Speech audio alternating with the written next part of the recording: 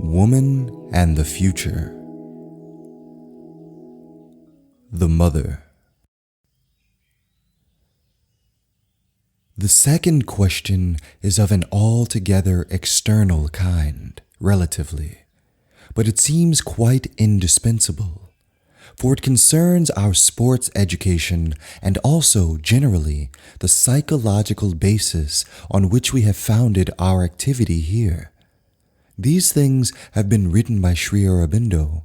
I have written them very often, have explained them to you many a time, but I am really sorry I am obliged to state that it has not entered your consciousness.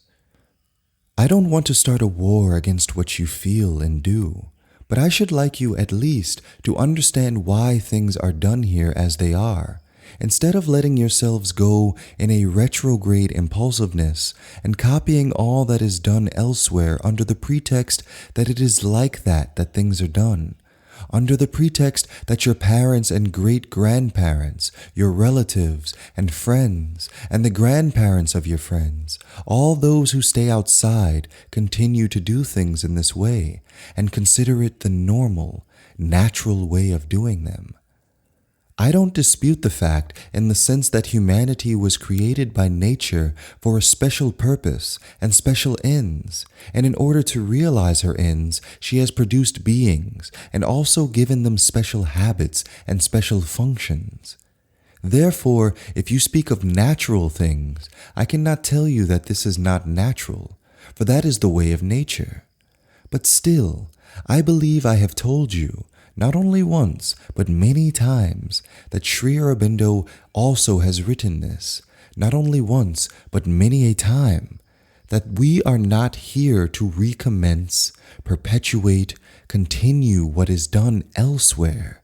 And we have given a concrete form to this fact, especially in our education.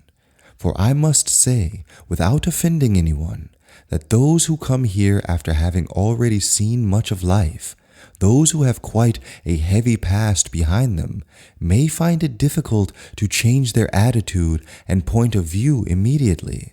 But if you take very young children who have not yet been too spoiled, they are always spoiled.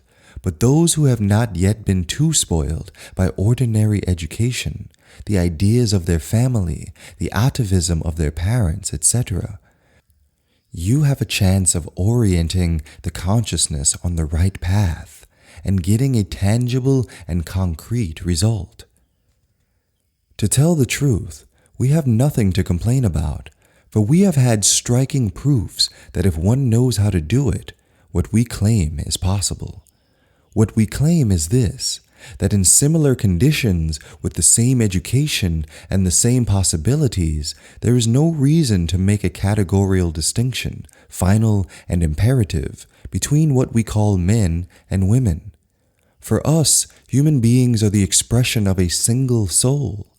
It is true, as I said at the beginning, that nature had differentiated her expressions for the satisfaction of her needs and the realization of her purpose. But if our needs and purposes are of another kind, and we don't recognize the physical ends conceived by nature as final and absolute, then we can try to develop consciousness on another line. Unfortunately, we have noticed one thing. As the years pass and the little girls grow up into big girls, suddenly we find that they begin to remember that they are girls, that they must be pretty, they must please, must dress up in a special way, put on little affectations to attract attention, and the whole result of our work collapses. There are always exceptions to the rule, who have understood and who try to realize. But even among these, there is still in the background that kind of little satisfaction of not being quite like the others, of being able to do what the others cannot. And for this to be clearly seen, well, they must compare themselves with the others. So that is exactly the occasion of what I have just told you. It is a question from one of you which has given rise to another question, and I hope that if I explain to you once more in detail, insisting on the fact, we shall perhaps be able to start anew and realize something more complete and more clear. We come down altogether to earthly things. Somebody has been very successful in athletics and has come first in one event. This somebody is a she, for convenience in speaking. And so, besides the satisfaction of having done well, there was a little satisfaction in having done better than the others, and she came to ask, why are women's records not announced?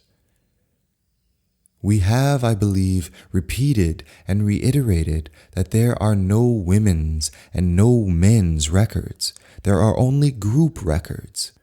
There is the green group, the various green groups. There is the red group, the gray group, the blue group, the khaki group, the white group. You may tell me that some of these groups are exclusively men's or women's. I shall answer what I have just said, that unless one comes here very young, it is difficult to change one's habits, and that is what has made the separation necessary, but it is not the ideal. And if we made it a habit to announce gloriously, this very remarkable girl has done what no other girl could do before, oh la la, what a fall it would be. Not to mention that this encourages vanity, which is not good. It is also an assertion that this fact is remarkable because it is a girl. Now it is not at all a remarkable fact that it is a girl. It is remarkable because she has done very well, and there are many boys who have not done so well. But if one wants to magnify this fine fact by comparing her with other girls who have not done as well, it becomes deplorable. So this question was brought to me. I believe that person has been given the answer which I have just told you, that there are only group records and no records of sexes. But that is not all. I am told that some have heard, not once, but hundreds of times, especially from those who come from outside with all the ideas of the world outside, this question: why do you have the same program of physical education for boys and girls? There are some who consider it a scandal. Some consider it a glaring error from the physical material point of view. Why aren't girls treated in a special way and quite differently from boys? Then the great argument, as it is done everywhere. Thank you. Then why do we have an ashram? Why do we have a center of education? If everywhere the same things are done, we don't need to repeat them. We don't do them any better than others. And when they put this argument in my way, they couldn't tell me anything that appears more utterly stupid to me. It is done everywhere? That is just the reason for not doing it. For if we do what others do, it is not worth the trouble doing anything at all. We want precisely to introduce into the world something which is not there. But if we keep all the habits of the world, all the preferences of the world, all the constructions of the world, I don't see how we can get out of the rut and do something new. My children, I have told you, repeated it in every tone, in every way.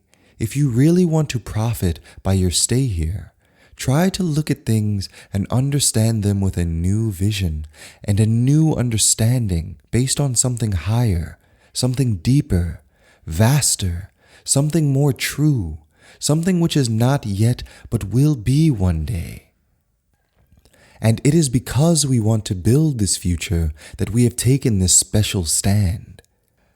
I tell you that we have had quite material proofs of the correctness and truth of our position, but they are not lasting.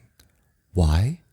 Because it is extremely easy to fall back into the ordinary consciousness, and there is nothing more difficult than to always stand on the top of the ladder and try to look at the world from up there.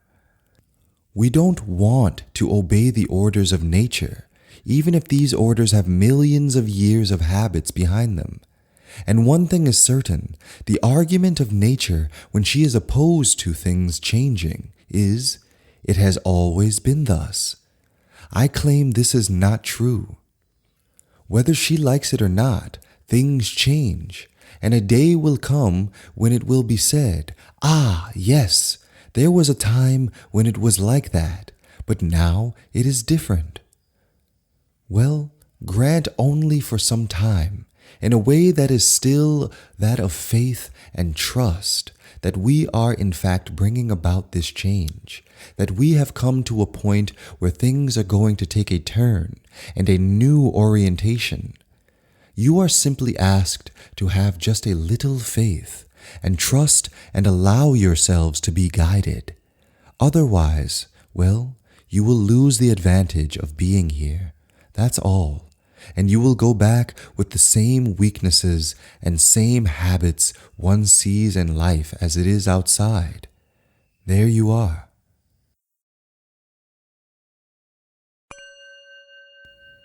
For we are living in an exceptional time, at an exceptional turning point of the world's history. Never before, perhaps, did mankind pass through such a dark period of hatred, bloodshed, and confusion, and at the same time, never had such an ardent hope awakened in the hearts of the people.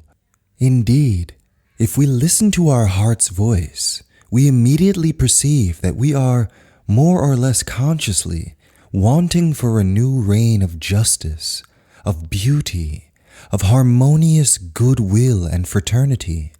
And this seems in complete contradiction with the actual state of the world.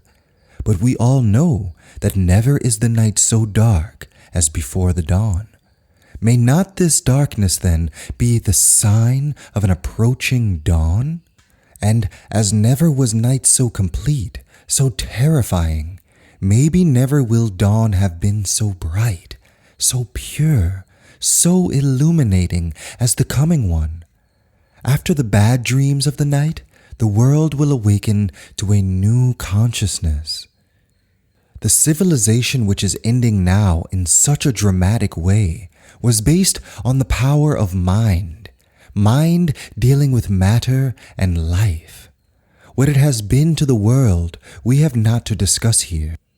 But a new reign is coming, that of the spirit, after the human, the divine. Yet, if we have been fortunate enough to live on earth at such a stupendous, a unique time as this one, is it sufficient to stand and watch the unfolding events? All those who feel that their heart extends further than the limits of their own person and family, that their thought embraces more than personal interests and local conventions, all those, in short, who realize that they belong not to themselves, or to their family, or even to their country, but to God, who manifests himself in all countries, through mankind, these, indeed, know that they must rise and set to work for the sake of humanity, for the advent of the dawn. And in this momentous, endless, many-sided work, what can be the part of womanhood? It is true that as soon as great events and works are in question, the custom is to relegate women to a corner with a smile of patronizing contempt, which means, "This is not your business, poor, feeble, futile creatures." And women, submissive, childlike, lazy perhaps, have accepted, at least in many countries, this deplorable state of things. I dare to say that they are wrong. In the life of the future, there shall be no more room for such division, such disequilibrium between the masculine and the feminine. The true relation of the two sexes is an equal footing of mutual help and close collaboration. And from now, we must reassume our veritable position, take again our due place, and assert our real importance, that of spiritual former and educator. Indeed, some men, perhaps a little vainglorious of their so-called advantages, may despise the apparent weakness of women, although even this exterior weakness is not quite certain. But do what he may, the Superman will have to be born of woman all the same. Someone said very rightly. The Superman shall be born of woman.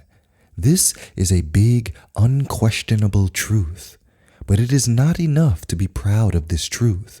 We must clearly understand what it means, become aware of the responsibility it creates, and learn to face earnestly the task which is put before us. This task is precisely our most important share in the present worldwide work. For that, we must first understand, at least in their broad lines, what are the means by which the present chaos and obscurity can be transformed into light and harmony. Many means have been suggested: political, social, ethical, even religious. Indeed, none of these seem sufficient to face with any reliable success the magnitude of the task to be done. Only a new spiritual influx, creating in man a new consciousness, can overcome the enormous mass of difficulties barring the way of the workers. A new spiritual light, a manifestation upon earth of some divine force unknown until now, a thought of God, new for us, descending into this world and taking a new form here. And here we come back to our starting point, to our duty of true maternity. For this form meant to manifest the spiritual force capable of transforming the earth's present conditions, this new form, who is to construct it if not the women? Thus, we see that at this critical period of the world's life, it is no longer sufficient to give birth to a being in whom our highest personal ideal is manifested. We must strive to find out what is the future type, whose advent nature is planning. It is no longer sufficient to form a man similar to the greatest men we have heard of or known, or even greater, more accomplished and gifted than they. We must strive to come in touch mentally, by the constant aspiration of our thought and will, with the supreme possibility which, exceeding all human measures and features, will give birth to the Superman. Once again, nature feels one of her great impulses towards the creation of something utterly new, something unexpected, and it is to this impulse that we must answer and obey. Let us try first to discover where this impulse of nature will lead us, and the best way for that is to look back on the lessons given to us by the past. We see that each progress of nature, each manifestation of a new capacity and principle upon earth, is marked by the appearance of a new species. In the same way, the progressive forms of life of races, of peoples, of individuals, follow each other through the human cycles, ceaselessly inspired, fecundated, renewed by the efforts of the guides of humanity. And all these forms aim at the same goal, the mysterious, the glorious goal of nature. It is to this call of nature that we must answer, to this magnificent, to this grandiose work that we must devote ourselves. Let us try to make as clear as we can the steps of our advance on this difficult and as yet unexplored path. First of all, we must be careful in our attempt to conceive the future man or Superman, not to adopt an actual type of man, perfecting or aggrandizing him. To avoid as much as possible this mistake, we should study the teachings of life's evolution. We have already seen that the appearance of a new species always announces the manifestation on Earth of a new principle, a new plane of consciousness, a new force or power. But at the same time, while the new species acquires formerly unmanifested power or consciousness, it may lose one or many of the perfections which were the characteristics of the immediately preceding species. For instance, to speak only of the last step of nature's development, what are the greatest differences between man and his immediate predecessor, the ape? In the monkey, we see vitality and physical ability reaching the utmost perfection, a perfection that the new species had to abandon. For man, there has been no more of that marvelous climbing up trees, somersaults over abysses, jumps from summit to summit, but in exchange he acquired intelligence, the power of reasoning, combining, constructing. Indeed, with man, it is the life of mind, of intellect which appeared on earth. Man is essentially a mental being, and if his possibilities do not stop there, if he feels in himself other worlds, other faculties, other planes of consciousness beyond his mental life, they are only as promises for the future, in the same way as the mental possibilities are latent in the monkey. It is true that some men, very few, have lived in that world beyond, which we may call the spiritual. Some have been, indeed, the living incarnations of that world on earth, but they are the exceptions, the forerunners showing the way to the race, leading it towards its future realization, not the average man. But that which was the privilege of a few beings scattered through time and space shall become the central characteristic of the new type which is to appear. At present, man governs his life through reason. All the activities of the mind are of common use for him. His means of knowledge are observation and deduction. It is by and through reasoning that he takes his decision and chooses his way, or believes he does, in life. The new race shall be governed by intuition, that is to say, direct perception of the divine law within. Some human beings actually know and experience intuition, as undoubtedly certain big gorillas of the forests have glimpses of reasoning. In mankind, the very few who have cultivated their inner self, who have concentrated their energies on the discovery of the true law of their being, possess more or less the faculty of intuition. When the mind is perfectly silent, pure, like a well-polished mirror, immobile as a pond on a breezeless day, then, from above, as the light of the stars drops in the motionless waters, so the light of the supermind, of the truth within, shines in the quieted mind and gives birth to intuition. Those who are accustomed to listen to this voice out of the silence take it more and more as the instigating motive of their actions, and where others, the average men, wander along the intricate paths of reasoning, they go straight their way, guided through the windings of life by intuition, this superior instinct, as by a strong and unfailing hand. This faculty, which is exceptional, almost abnormal now, will certainly be quite common and natural for the new race, the man of tomorrow. But probably the constant exercise of it will be detrimental to the reasoning faculties. As man possesses no more the extreme physical ability of the monkey, so also will the Superman lose the extreme mental ability of man, this ability to deceive himself and others.